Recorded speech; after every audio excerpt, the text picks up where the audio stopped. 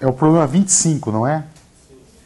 Então é o seguinte, esse problema 25, você tem 3 distribuições de cargas que ele quer que você calcule o potencial para posteriormente calcular o campo. É isso que ele quer, não é verdade? Então, o primeiro caso... Tá bom, então são 2 cargas de mesmo sinal, mais que,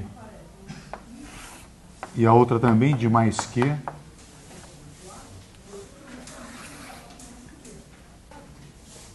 Então vou chamar isso aqui de D sobre 2, isso aqui é D sobre 2.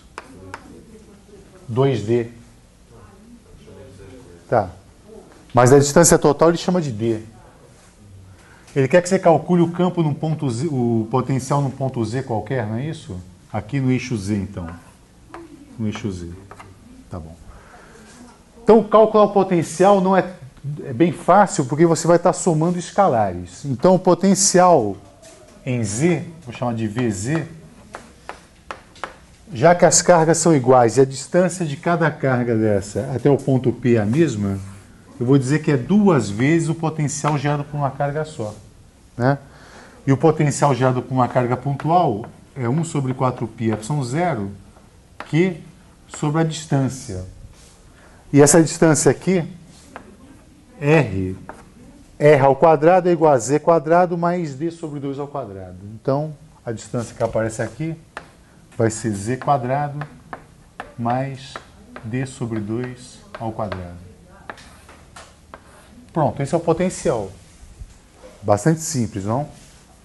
Aí ele pede para você calcular o campo nesse eixo. Aí você vai dizer o seguinte, o campo elétrico, ele é menos o gradiente do potencial. Se nós trabalharmos aqui em coordenadas cartesianas, a componente do gradiente nessa direção aqui é simplesmente a derivada com respeito a z. Então isso aqui é simplesmente menos a derivada com respeito a z do potencial na direção z. Então basta derivar com respeito a z que você vai ter o campo. Então o campo vai ser dado por 2 vezes 1 sobre 4πε0 que precisamos derivar isso aqui. Aqui embaixo vai aparecer um Z2 mais um D sobre 2 ao quadrado elevado a 3 meios, não é? É a derivada disso tudo aqui elevado a menos meio. Você subtrai 1, vai dar um menos 3 meios, que ele volta para cá assim, dessa forma. Aí tem que derivar a raiz. Então caiu menos meio aqui. E aí você tem que derivar o argumento. Vai dar, então, menos meio que multiplica 2z. Aqui tem o menos, na verdade, do menos do gradiente, e aqui apareceu menos z. Na direção é z. Entendeu isso? Não. Olha só. Isso aqui, quando eu coloco no numerador, não aparece z2 mais d sobre 2 ao quadrado elevado a menos meio. Eu cortei o 2 da raiz, da derivada da raiz, com o meio da derivada da raiz com o 2 do z. Tá? Aí esse menos com esse menos fica positivo e o campo aponta na direção de z positivo, para cá, né? Como era de se esperar. Uma vez que eu calculei o potencial só no eixo z, eu posso concluir se existe ou não campo no eixo z, mas não posso concluir se existe campo no eixo x ou y. Tá bom, então agora vamos para a próxima configuração, que é um fio finito. É um fio finito. Alguém pode me lembrar? É um fio finito de tamanho 2L. Densidade lambda. Então, se aqui eu chamar de eixo Z, ele vai de menos L até L, por exemplo. Aqui eu chamo de eixo X, por exemplo. Tá? Calcule o potencial no eixo Z. Calcule o potencial no eixo Z. Então, vamos calcular o potencial neste ponto aqui, ó. Eu sei o potencial de uma carga pontual. O potencial de uma carga pontual, por exemplo, vou retalhar esse cara aqui em vários pedacinhos. Aqui eu tenho uma carga dQ, por exemplo. O potencial dessa carga dQ, que está situado a uma distância x do centro, é simplesmente 1 sobre 4π ε0 dq sobre essa distância aqui, não é isso? Que vai me dar uma coisa assim. Então, vou chamar de dv, que é 1 sobre 4π ε0 dq sobre r, onde r é esse cara aqui. Mas você falou, a densidade de cargas é lambda. Então, eu vou escrever dq como sendo lambda dx. Então, isso aqui é 1 sobre 4π ε0 lambda dx sobre a distância que separa o elemento de carga até o ponto P, que é o R, então, que é raiz quadrada de Z2 mais x2. Então, raiz quadrada Z2 mais x2. Pronto. Aí eu digo o seguinte, olha, potencial, ele se soma, vale o princípio da superposição.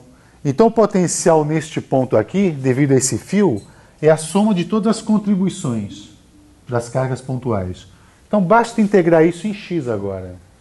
Então, o potencial em z é 1 sobre 4π ε0 integral de lambda dx sobre raiz quadrada de z quadrado mais x quadrado, de menos L até L.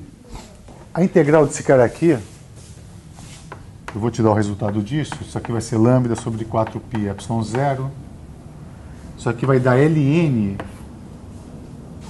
de x mais raiz quadrada de x2 mais e2,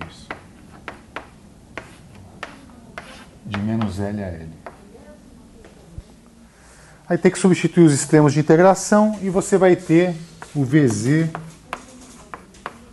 igual a lambda sobre 4π ε0. Vai dar o ln, eu vou substituir o x por L e depois o x por menos L, né? Então, eu vou ter o ln de uma coisa menos o ln de outra coisa. Eu posso colocar um ln só da razão. Então, eu vou escrever como sendo ln de L mais raiz quadrada de L2 mais E2. E aqui embaixo vai aparecer menos L mais raiz quadrada de L2 mais E2. Pronto, tá aí. E o campo?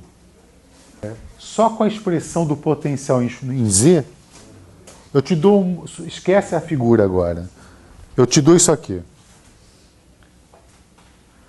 Com isso aqui eu consigo concluir alguma coisa do campo no eixo Z, porque eu tiro o gradiente dele nessa direção. Mas eu precisaria saber, para calcular o campo no eixo X ou Y, eu precisaria saber o potencial no ponto e nas imediações desse ponto. Entendeu? Para eu saber, aqui é fato, você vai ter só o campo... nesse ponto aqui, na direção Z, vai dar para cá, por exemplo. Mas digamos que eu peça para você calcular o potencial nesse eixo. Então você vai ter um V de Z aqui. Para você saber se tem campo ou não na direção x e y, você precisaria saber o potencial neste ponto e nos arredores dele. Coisa que a gente não está calculando. Eu precisaria da expressão completa. Como é que é o potencial V de x, y e z? V de R. Bom, se eu pedir para você calcular o potencial aqui, você vai ter essa dependência, na verdade. Tá? E aí você calcularia o campo derivando isso com respeito a... Tirando o gradiente dessa expressão. No fundo, eu quero dizer para você o seguinte. O conhecimento do potencial num ponto só não te permite calcular o campo. Para você calcular o campo, você tem que saber o potencial no ponto e nos arredores dele. Tá? Pega um ponto. Pega um ponto. Um ponto P.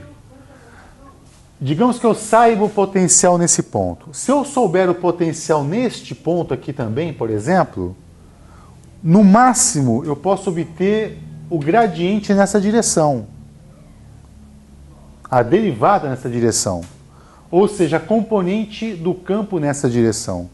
Mas eu não consigo dizer nada quanto é que vale o campo nessa direção, porque eu não sei quanto vale o potencial nos arredores. Então, para eu saber quanto vale o campo, eu preciso saber o potencial no ponto e, digamos assim, numa esfera em torno desse ponto. Aí sim eu saberei dizer quanto é que vale o campo naquele ponto. Para calcular o campo, então, agora eu vou deixar como exercício. Agora você tira a derivada com respeito a z dessa quantidade que você vai ter o campo. E você tem como checar se esse resultado é bom ou não, porque a gente resolveu esse problema. A gente calculou o campo pelo método direto, lembra disso? Então, vamos agora para outra configuração.